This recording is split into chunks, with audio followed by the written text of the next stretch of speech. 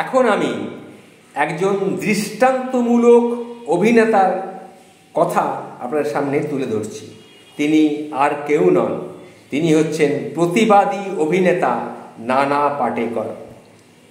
তিনি নিজের জীবনের 90% গরিবদের দান করে দিয়েছেন এই প্রতিবাদী অভিনেতা নানা পাটেকর। এছাড়াও নিজের এনজিও থেকে মহারাষ্ট্রের কৃষকদের জন্যে সার, বীজ, চাষের জলের ব্যবস্থা করেছেন এই মারাঠি অভিনেতা। দরিদ্র মহিলাদের হাতে তিনি তুলে দিয়েছেন সেলাই মেশিন সহ বিভিন্ন জিনিসপত্র। তবে তার ভালো কাজ নিয়ে প্রচারণাও নেই, এসবের কিন্তু তিনি ধারেন না। কজন জানে এইসব কথাগুলো?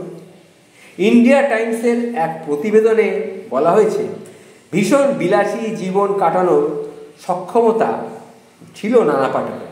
তিনি ইচ্ছে করলেই বিলাসী জীবন কাটাতে পারতেন, কিন্তু তিনি না করে নিজের মায়ের সঙ্গে ছোট্ট একটা অ্যাপার্টমেন্টে তিনি বাস করেন।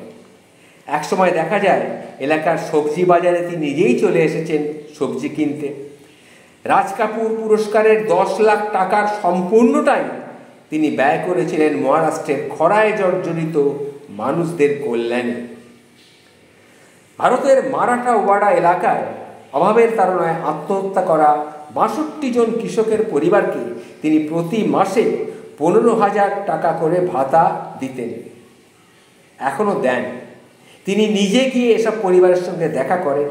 এছাড়াও ওই কৃষকদের বিধবা স্ত্রীদের হাতে তিনি তুলে দেন 15,000 টাকার একটা চেক। দেশের দরিদ্র কৃষকদের উন্নয়নের জন্যে NAAM ফাউন্ডেশন নামে একটি সংস্থাও তিনি তৈরি করেছেন এই কিংবদন্তি অভিনেতা। বিভিন্ন উৎস থেকে তিনি 22 কোটি টাকা সংগ্রহ করেছেন, যা কৃষকদের উন্নয়নে ব্যয় করা হচ্ছে। তার সংস্থার প্রধান লক্ষ্য শুকিয়ে যাওয়া জলাধারগুলোতে জলের ব্যবস্থা করা, যাতে দরিদ্র কৃষক এবং তাদের পরিবারগুলোর